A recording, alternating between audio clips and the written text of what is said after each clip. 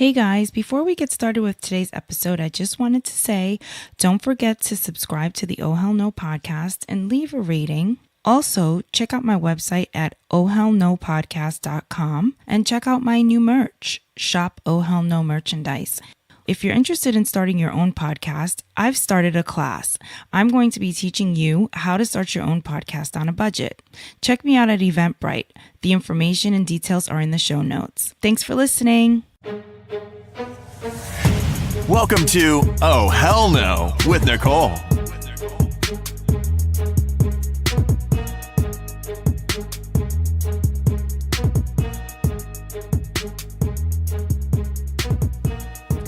Hey everyone, welcome to another episode of the Oh Hell No podcast. Tonight we have Jamila Souffrant. I love that last name, Souffrant. It sounds so sexy. She is a certified financial educator and personal finance expert. She's the host of the Journey to Launch podcast, and she's also on News 12 every Wednesday talking about finances. Welcome, Jamila. Thank you for being here. Hi, Nicole. Thanks for having me. Yes.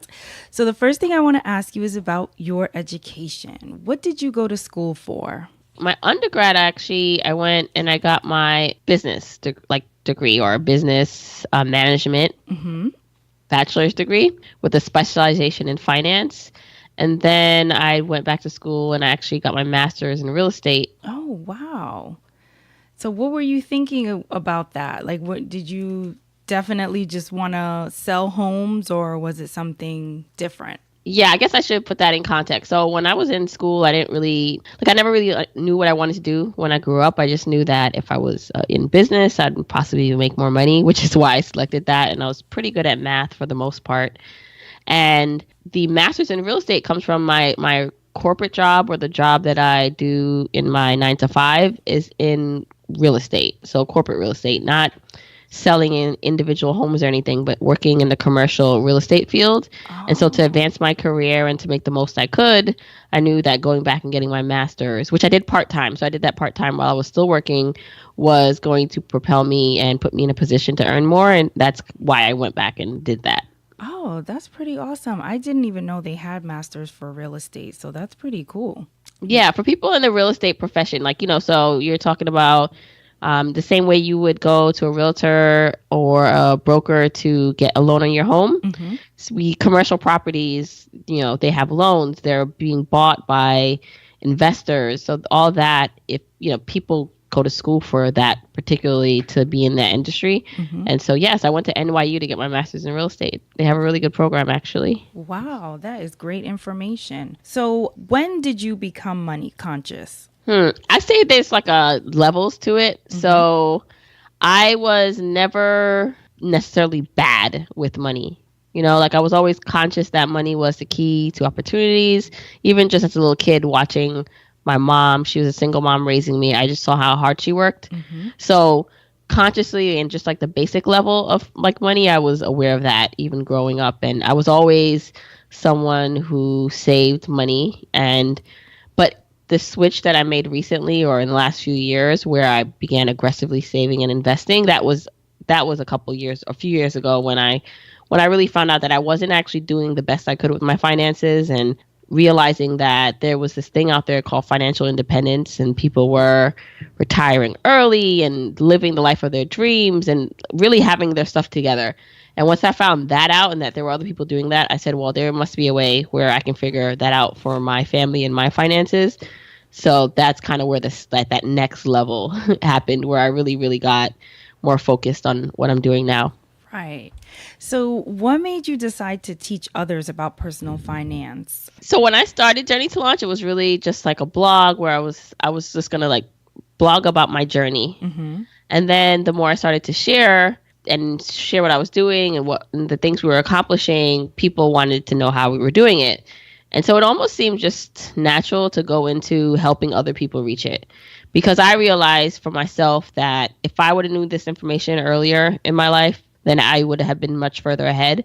And so I just find I have a passion for putting people onto this life, helping people on the journey, because I'm just like, if more people knew about this, if more people knew this was possible, I'm sure they'd do it. So that's kind of just my passion for wanting to help other people also reach their goals. Absolutely. Yes, because finances is definitely a big thing. I mean, a lot of marriages break up over finances. So I think it's amazing what you're doing and, educating people about this type of stuff. Thank you. Oh, you're welcome. So what position in your past would you say prepared you for this journey? When you think back, like, can you connect the dots with anything that you might not have realized the purpose for at that time? And now you're saying, wow, here I am doing this. And now I see how that prepared me for where I am today.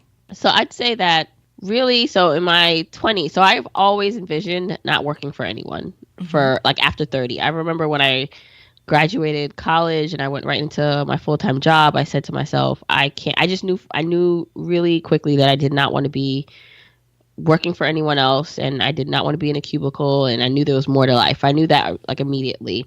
And so in my 20s, I like tried certain things to figure out how I would be able to be my own boss. So I started like an online magazine, and I got my actual real estate license. So not what I'm talking about now when I went for my master's in real estate. I got my like just real estate sales license because I thought also I wanted to sell property, residential property.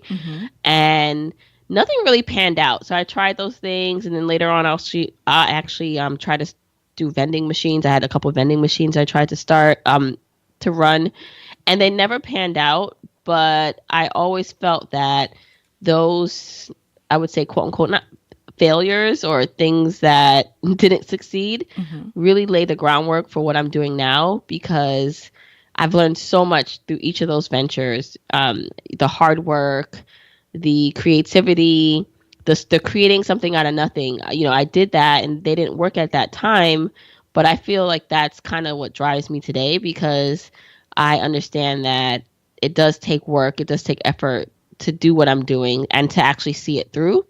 And the difference is, I felt like those ventures or those things before, it really, like, they were good, and at the time some of them really excited me, but after a while they didn't. And so what I'm very careful with Journey to Launch is that I want to make sure that it continues to excite me. And I'm not, opposed to hard work and the late nights, but I really want this to be my passion, that I'm fulfilling my passion. It's not going to turn into another, job that I hate. Yeah. So I'm very aware of that. And I feel like because I know what that felt like before with the other ventures, that the fact that I feel so good, I feel so much in alignment doing Journey to Launch, that I know it's the right thing to do. So I think those things kind of just help me now with how I guide and how I run Journey to Launch. Yeah, I listened to your birthday podcast, and when you were talking about all your different ventures, that really resonated with me, because I feel like I have been on that same journey too, just trying to figure out, what it is that I truly love to do. So when you were talking about that, just all the different experiences, I was like, oh my God, I'm not alone. Like, There's so many people who, and I think also what happens, I would be lying right now if I told you that I thought this was it. I do think there's still more for me to do. I still, if we had a conversation 5 years from now, I'm sure Journey to Launch, or there'd be some iteration of it. Like, there's always evolution. So, but the thing about it is sometimes instead of acting because you're so afraid to do the wrong thing, like, you do nothing. And what I find is that sometimes you just have to follow at the moment what feels good. Yeah. And, maybe it's short term, maybe it's not going to be something that's going to last long, but it sounds so cliche, but I really do think everything like happens for a reason. So you just have to go through it, follow those passions, research things, and talk to people who are maybe doing some of the things you want to do, and just follow what feels good. Yeah, that is so good. I love that you said that, because I feel the same exact way. Like, I love doing this, but I'm still a little apprehensive. Like, is this really it for me? Is this what I'm going to do? Is it, so just go with the flow and see what happens. So what made this journey feel right for you as opposed to the other ventures? as far as sticking with it, even when times were a little rough or whatever, like you're tired and you don't feel like editing or you don't feel like doing an interview. What made it feel like, no, I'm definitely going to stick with this and do it?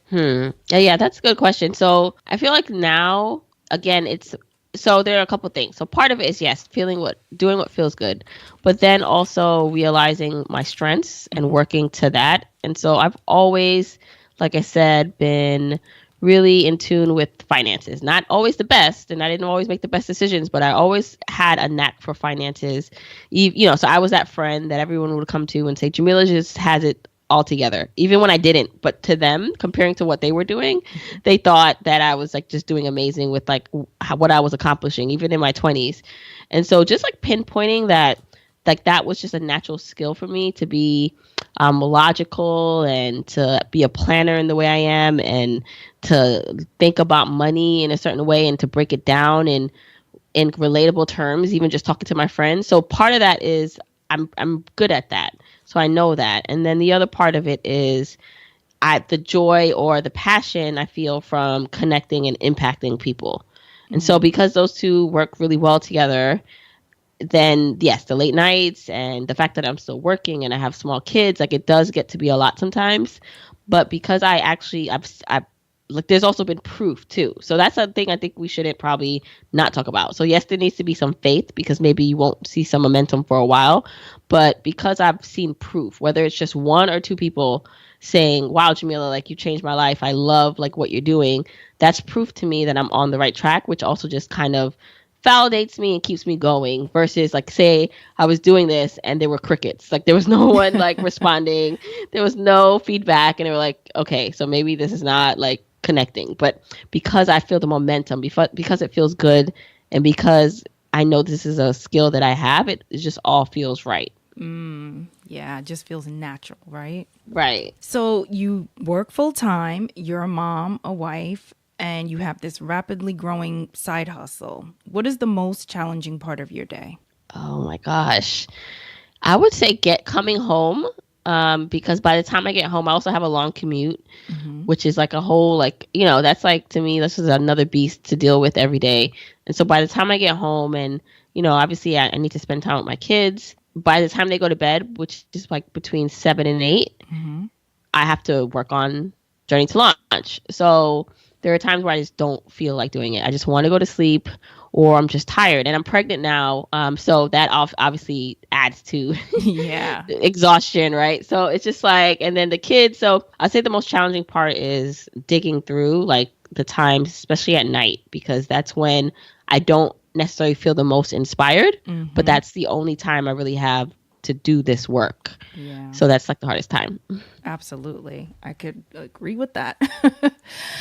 So what have you spent the most money on with regard to your side hustle? Because as we know, you definitely have to put money into anything that you're doing, right? So Right. what have you spent the most on?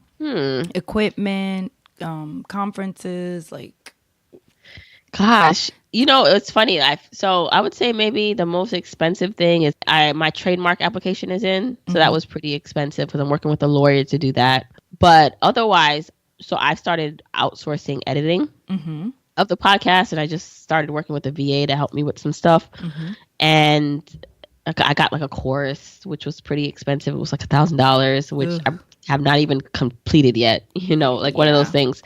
But it's funny because I think for a lot of people who have side hustles or entrepreneurs, you reach this point where you have to decide, okay, are you going, like, how much do you want to invest back into your business? And because, like I was just telling you about, like, my limited time is very important to me. So I've made the decision to smartly or to consciously invest back, because I need to buy back my time. So as before, where I would do everything myself, and I would spend hours in the beginning when I first started, try to figure out something or do something myself. If I can find someone else to do it or outsource it, and it makes sense, then I'm going to do that. Even if I'm not necessarily seeing the immediate return, even if it's not profitable yet, I just have to believe that I need to find space to work on things that can bring me a profit. And so doing the kind of grunt work is something that I need to pass off because it's not helping me grow.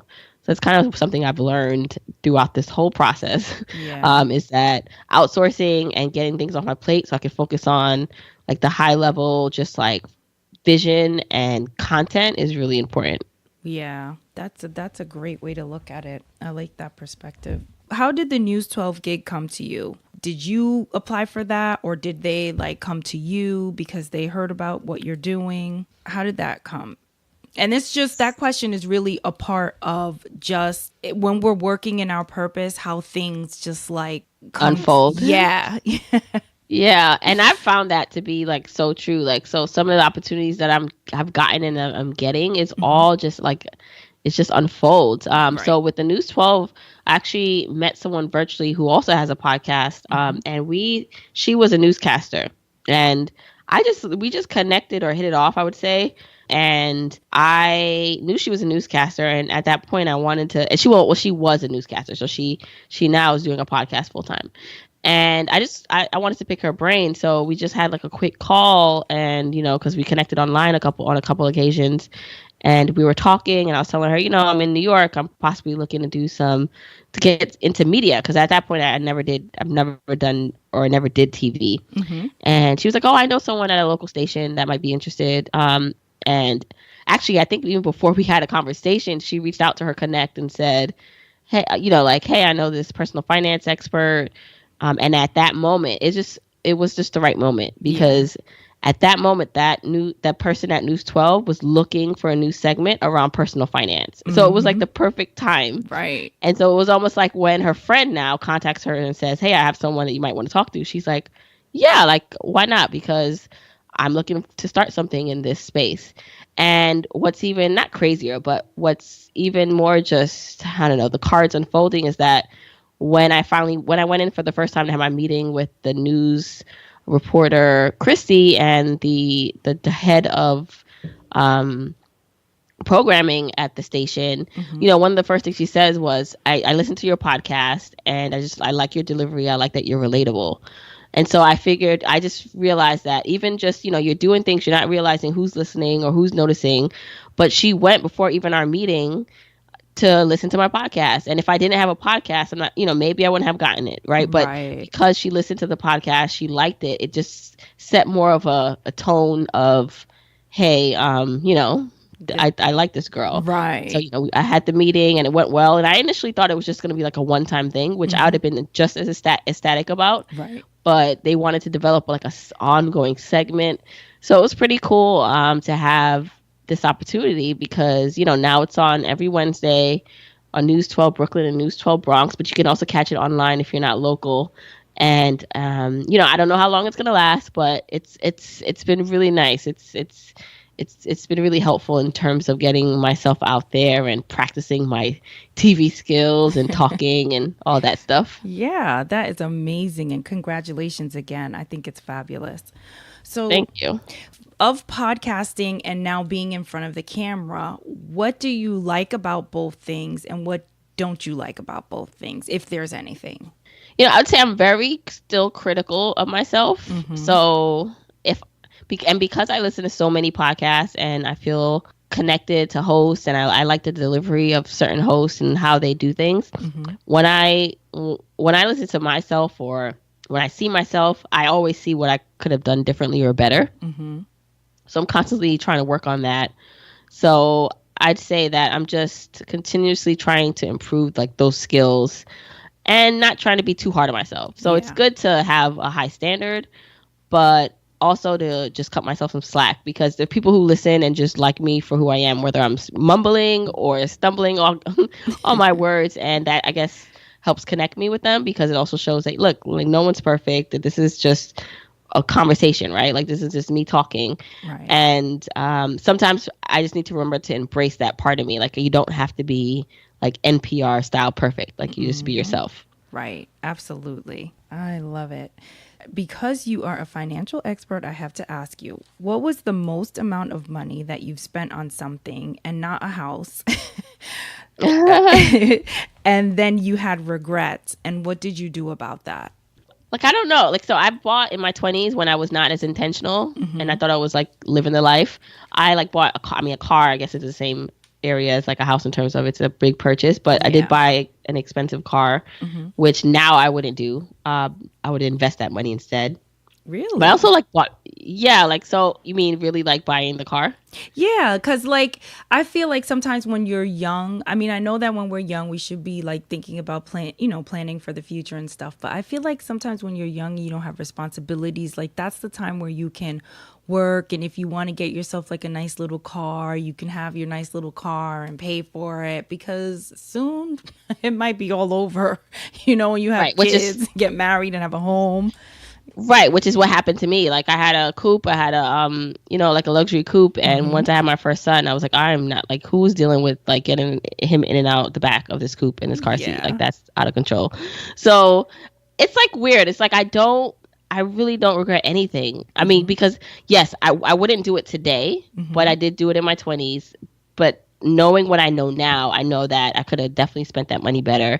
And then of course like the regular things like shoes and bags, which like I have in my closet now that I don't even like wearing. And I'm just like, at the moment, yes, it felt good to kind of stunt and it helped my ego, but for now, like now when I look at myself, it's just not kind of in alignment with what I'm doing, or what I value.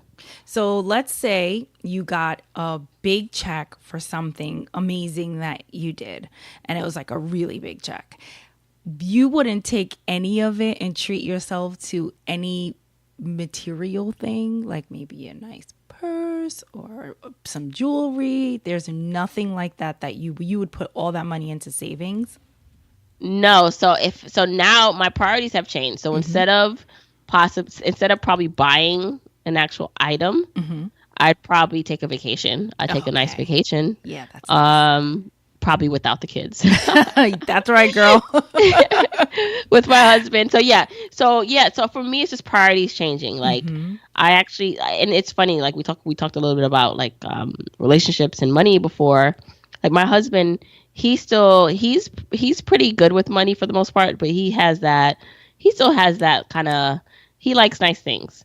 So I know he would like a nice car. Like we both had nice cars when we were in our 20s, and then we kind of just went to more practical cars now since having kids. But I know that he would love to have like a luxury car again. Yeah. And so I would love to. So even though it's not something I care about right now or at all, I would support him if I could help, if I could give him one, to work towards one, even though like it's not something that's important to me. I know it's important to him. I'd do that. So it's just like I have no problem with luxury items or people spending on luxury items. And hey, I might wake up in a year and say, hey, I want a Chanel bag, right? And buy one. Right. But because I have so many goals that like are so not attached to that, it's like I want to be able to be home with my kids when I want. I want to be able to take vacations when I want. I want to not have to work in a job that I don't love. Like, so I'm more focused on how to make that happen versus kind of the instant gratification stuff. Yeah, that's good. Yeah, I love the vacation. I love taking vacations too, so I'm down with that. What do you teach? I know you said your children are young, but what do you teach them about money, or what will you teach them about money when, it's time?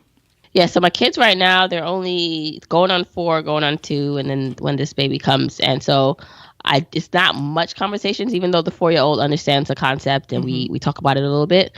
But I'd really want them to start from a young age understanding the concept of saving, like the difference between saving, investing, and giving. So I envision like, giving them money, whether it's in an allowance or just having them do extra work around the house, in addition to their, basic chores, to show them the value of work and how that translates to money.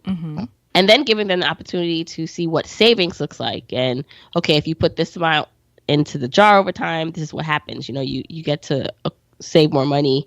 So just teaching them the basic stuff is what I'm looking forward to doing, because I really want to raise capable children who are not spoiled. So I think that's one of the things what happens. Like, I come from, my mom and grandmother immigrated here from Jamaica. So they didn't have much. And so she did the best she could, but she didn't have really that much to give me. And so I'm in a position where if I wanted to give my kids a lot more, I could. Mm-hmm. But I think part of the reason why I work so hard is because I had to work for it.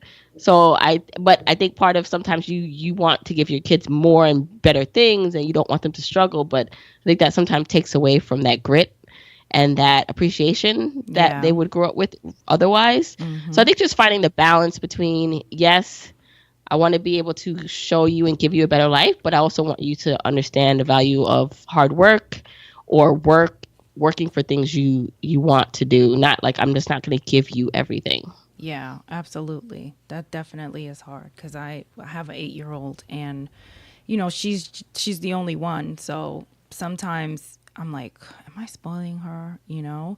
I do make her save, like when she gets money from like gifts or whatever. I always tell her, put half in your piggy bank and then you can keep the other half in your wallet. And then if there's something nice that you want to buy at some point, then you can save up your money and do that. So I try to do it. Let's see what happens. I just got to stay on top of her. Yeah, I think for the most part, as long as, I mean, that you're even thinking about it, like this, she'll be okay. Like, Yeah. Because I really want her to be money conscious. And I think it's important because when you grow up like that, now when I look back and I say, oh my gosh, if I knew then what I know now, like the stuff that I could have done. But hindsight is always 2020. So you can only try to make it better for your children, just like you said with your parents coming here from Jamaica and. Absolutely. right. So, okay, we talked about you saying that you're still figuring out if this is your passion. So, do you feel like real estate is your passion or was your passion? This new journey is a part of your passion, and maybe there's other things that you would like to do in the future? Or how would you describe, what your passion is? I'd say definitely don't want to just be limited to one. Yeah. So right now I'm focusing on Journey to Launch, and it's a personal finance aspect of it.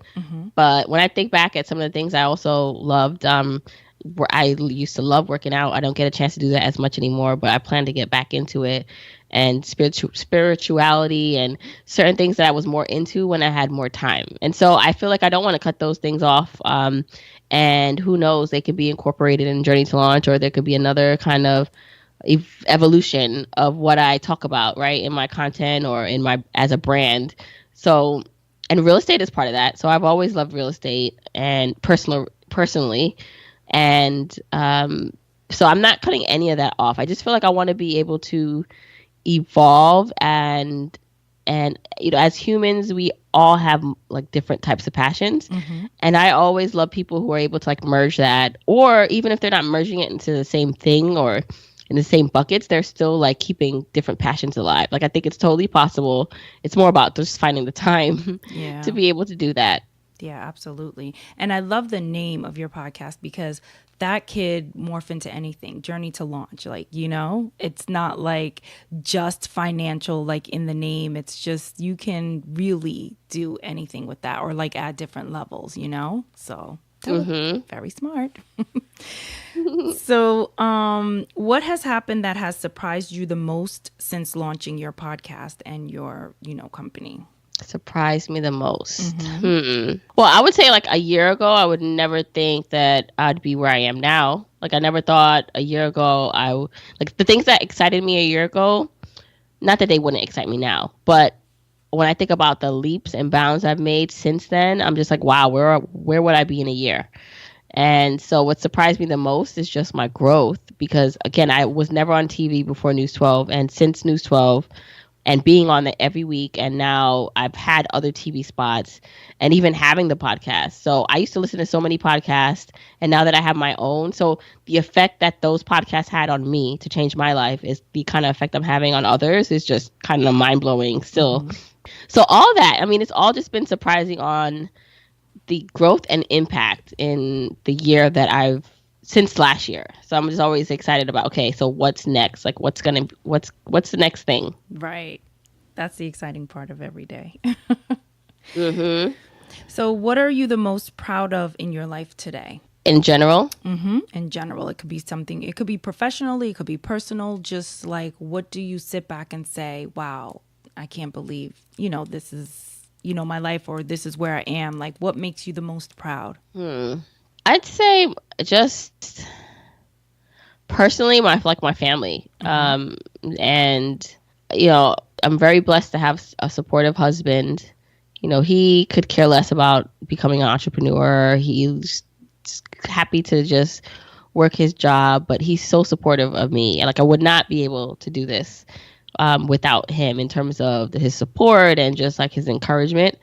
And so I'd say that just like having that like strong like family unit, and then my kids, even though they drive me crazy sometimes, like I'm just very blessed to have such a supportive family. And then just even my mom listens to every podcast. She always writes me and like gives me her feedback. And I have really close friends that I've been friends with for a really long time. We like my circle, right? And so I'm just proud of that. I have such a strong community encouraging me that I know that if I decided to never do Journey to Launch again, or everyone ended up hating me for whatever reason, that I have like such a strong circle around me that supports me. Like, so I'm proud of that. That's awesome. So because this is the Oh Hell No podcast, you have to share an Oh Hell No moment with us. Oh Hell No moments are part of everyone's journey.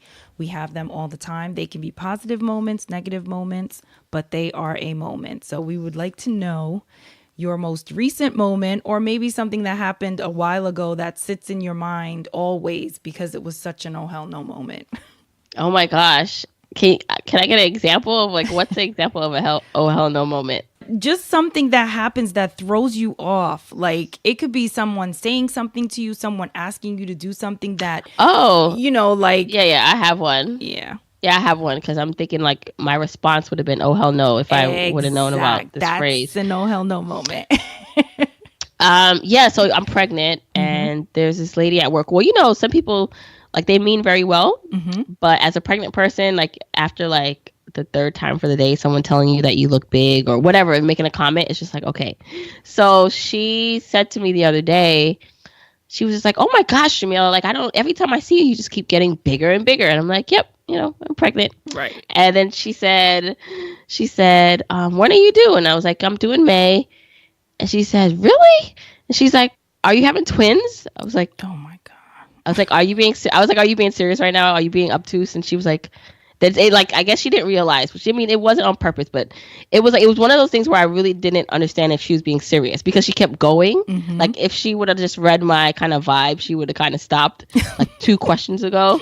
But it was just so funny because, like, saying like, are you pregnant with twins? It's like, if I was pregnant with twins, you would know by now. Like, I'm not pregnant with twins. So like, what are you trying to imply? But it was just funny because I was just like, really? So that was my like, oh hell no, like moment, because I was just like, you gotta be kidding me. Yes, and I've seen pictures that you posted, and you do not look that big. Like, give me a break. It's not that. That's I was just like, and she was like, no, I didn't mean that you looked. She was just like, your belly just, I was like, just stop. It's okay, I get it. It's all right. Just have a seat. Yeah, like, really, but yeah. Yeah, I had an oh hell no moment that I shared a while ago where a coworker came up to me. She asked me, she said, oh, you look so great. You lost weight. What are you doing? And I'm not a big person. I'm small, but, I lost a couple of pounds. So I told her what I was doing. And then she said, well, actually, you look weak and hungry. What? Yes. I was like, oh, hell no. Like, what is this? I could not believe she said that to me. Yes. Weak. No, that sounds like she was hating. Yeah. And she did it to a friend of mine. She's losing weight, and she's a bigger, woman, and she's lost a lot of weight. She looks amazing. And she went up to her and asked her what she was doing, and then told her that she looked weak. So I'm like, well, maybe she thinks that weak is a compliment. I don't know. It might be a cultural thing. Maybe, because that's like weird. That's definitely a oh hell no moment. Yes, I think so too. So people at work are crazy. They are. They sure are. Yes. So it was such a pleasure talking to you. Thank you so much for coming on the podcast. Can you tell everyone where they can listen to Journey to Launch and how they can keep up with all the things that you have going on? Sure. So you can find me on all social media at Journey to Launch. So Instagram, Twitter, Facebook. I also have a growing Facebook community. So just type Journey to Launch in Facebook to find it, or go to journeytolaunch.com/community. And you can listen to the podcast anywhere you listen to podcasts. And yeah, like, and also, you know, I have services. I have coaching services, and I have an exciting program coming out in a couple months. So just go to journeytolaunch.com to get in the know and join my list to stay in tune with everything coming out. Awesome.